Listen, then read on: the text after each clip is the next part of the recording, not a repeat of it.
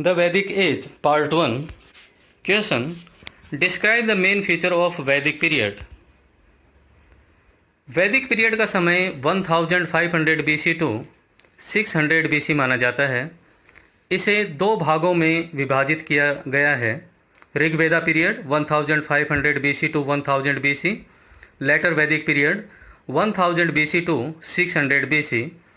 इसे वैदिक एज इसलिए कहा जाता है क्योंकि इस संस्कृति का पता हमें मुख्य रूप से इनके द्वारा लिखे गए वैदिक ग्रंथों से होता है, जो आर्यों के द्वारा लिखे गए थे।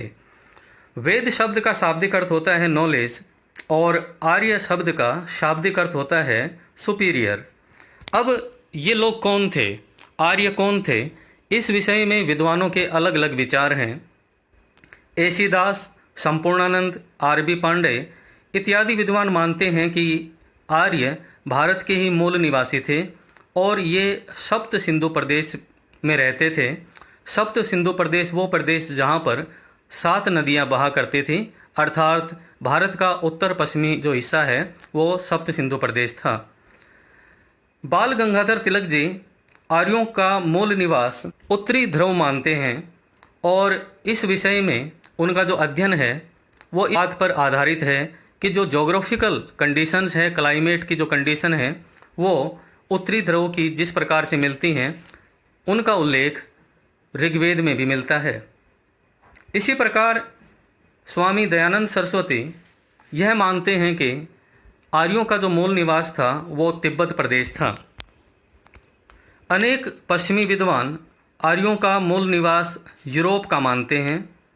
इसी प्रकार प्रोफेसर मैक्स मूलर, जिन्होंने भाषा शास्त्र का गहन अध्ययन किया और निष्कर्ष निकाला कि जो आर्य जो लोग थे वो मध्य एशिया के थे और संस्कृत भाषा और मध्य एशिया क्षेत्र के अंदर बोले जाने वाली अनेक भाषा में समानता है, और इस आधार पर उन्होंने यह निष्कर्ष निकाला कि आर्य मूल रूप से मध्य एशिया के निवासी थे। उनकी यह थ्योरी अधिकांश विद्वान मानते हैं। वैदिक लिटरेचर में सबसे ओल्डेस्ट जो लिटरेचर है उसे वेद कहा जाता है, जिसमें ऋग्वेद, सामवेद, अथर्ववेद और यजुर्वेद आते हैं। इसमें ऋग्वेद सबसे प्राचीन है। इसके पश्चात ब्राह्मण ग्रंथ, आरण्यक वो ग्रंथ थे जो फॉरेस्ट में लिखे गए थे। आरण्यक शब्द का शाब्दिक अर्थ ही होता है फॉरेस्ट। उपनिषद ग्रंथ, उप यानी कि नियर, निषद यानी कि बैठना, अर्थात गुरु के सानिध्य में बैठ करके जो ज्ञान अर्जित किया गया उसे उपनिषद कहा गया। वेदांग ग्रंथ, इनकी संख्या 6 है। सूत्र ग्रंथ, एपिक्स, महाकाव्य जिसमें रामायण और महाभारत आते हैं। धर्मशास्त्र, धर्मशास्त्र वो ग्रंथ हैं जो हिंदुओं के कानून के ग्रंथ हैं। पुराण, पुराण का शाब्दिक अर्थ होता है एंशियंट, इनकी संख्या 18 है। इसके अलावा फिलोसॉफिकल टेक्स्ट, बहुत से दार्शनिक ग्रंथ भी मिलते हैं। Social life of Vedic period. First point, family. पितृसत्तात्मक फैमिली थी और परिवार का मुखिया वृद्ध पुरुष सदस्य होता था जिसे कुलूप कहा जाता था। ज्वाइंट फैमिली होती थी और विशिति सत्कार का विशेष महत्व था। Position of women, Rigveda period के अंदर स्त्रियों की दशा काफ़ी अच्छी थी, उसे समानता के अधिकार प्राप्त थे और अनेक प्रकार के सामाजिक, राजनीतिक, आर्थिक अधिकार उसे प्राप्त थे। लेकिन उत्तर वैदिक काल में उसकी दशा पहले से खराब होती चली गई। अनेक प्रकार की कुप्रथाएं भी दिखाई देती हैं। बहुविवाह है। इसके अलावा शिक्षा से वंचित भी किया जाने लगा था। लेकिन फिर भी स्त्रियों की दशा इतनी खराब नहीं थी जितनी आगे के समय होती चली गई। मैरिज, यह एक पवित्र संस्कार माना जाता था और एक धार्मिक कर्तव्य माना जाता था। इस काल में बाल विवाह और पर्दा प्रथा नहीं थी। उत्तर वैदिक काल में 8 प्रकार के विवाह के उल्लेख मिलते हैं, जिनमें प्रथम 4 प्रकार के विवाह जो यज्ञ, अनुष्ठान इत्यादि के माध्यम से किए जाते थे वे स्वीकार्य थे। ब्रह्म विवाह, देव विवाह आर्ष विवाह और प्रजापत्य विवाह। लेकिन 4 प्रकार के विवाह, जिनमें राक्षस विवाह, गंधर्व विवाह, असुर विवाह और पैशाच विवाह स्वीकार्य नहीं थे। कन्या का अपहरण कर विवाह करना राक्षस विवाह कहलाता था। गंधर्व विवाह प्रेम विवाह था।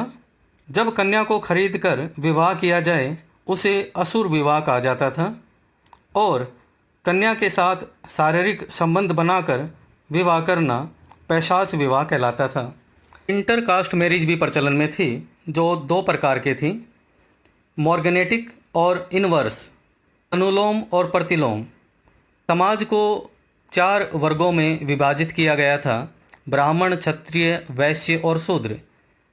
अगर कोई युवक निम्न वर्ण की कन्या के साथ विवाह करता है तो यह विवाह अनुलोम विवाह कहलाता था। और इसके विपरीत अगर कन्या उच्च वर्ण की है और पुरुष उससे निम्न वर्ण का है तो इस प्रकार का विवाह प्रतिलोम विवाह कहलाता था। Caste system. ऋग्वेद पीरियड के अंदर जाति प्रथा नहीं थी। उस समय समाज आर्य और अनार्यों में विभक्त था और उनमें कल्चरल और रिलीजियस डिफरेंसेस थे।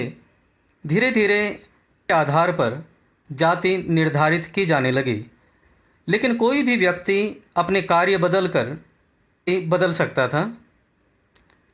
लेकिन उत्तर वैदिक काल में जन्म के आधार पर जाति निर्धारित होने लगी थी और समाज पर जातियों में विभाजित हो गया, ब्राह्मण, क्षत्रिय, वैश्य और शूद्र। और अब कोई भी व्यक्ति अपनी जाति परिवर्तित नहीं कर सकता था, क्योंकि जाति का निर्धारण जन्म से होने लगा था, कर्म से निर्धारित नहीं होता था। एजुकेशन प्रणाली प्रचलन में थी और वैदिक मंत्रों के साथ शिक्षा आरंभ की जाती थी और मुख्य रूप से मौखिक शिक्षा वर्बल एजुकेशन प्रचलन में थी। विभिन्न प्रकार की शिक्षा दी जाती थी। फूड विभिन्न प्रकार, veg, non veg, tables, fruit इत्यादि खाए जाते थे। विभिन्न प्रकार के पेय ड्रिंक्स प्रचलन में थी, जैसे सोमरस एक प्रकार का पवित्र पेय माने जाता था। और दूसरे ड्रेस एंड ऑर्नामेंट, विभिन्न प्रकार के वस्त्र पहने जाते थे। वास वो वस्त्र जो शरीर के मध्य में पहना जाता था, अधिवास ऊपर के वस्त्रों को कहा जाता था और नीवी नीचे के वस्त्रों को कहा जाता था।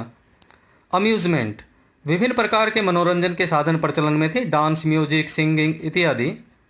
आश्रम व्यवस्था उत्तर वैदिक काल में यह माना गया कि मनुष्य का जो उद्देश्य है वो धर्म, अर्थ, काम और मोक्ष प्राप्त करना है और इसके लिए जीवन को 4 भागों में विभाजित किया गया, जिसे आश्रम कहा गया।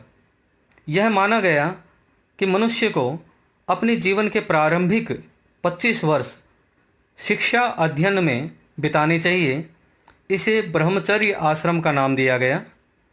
और उसके पश्चात के जो 25 वर्ष हैं व्यक्ति को गृहस्थ जीवन में बिताने चाहिए, जिसे गृहस्थ आश्रम कहा गया। और उसके पश्चात यह कहा गया कि मनुष्य को वन में रहकर अध्ययन करना चाहिए, जिसे वानप्रस्थ आश्रम कहा गया। और इसका समय माना गया 50 वर्ष की आयु से 75 वर्ष की आयु तक। और 75 वर्ष की आयु के पश्चात यह माना गया कि अब को संयमित जीवन जीकर मृत्यु तक मोक्ष प्राप्त करने का प्रयत्न करना चाहिए। शेष भाग हम नेक्स्ट लेक्चर में करेंगे। थैंक्स।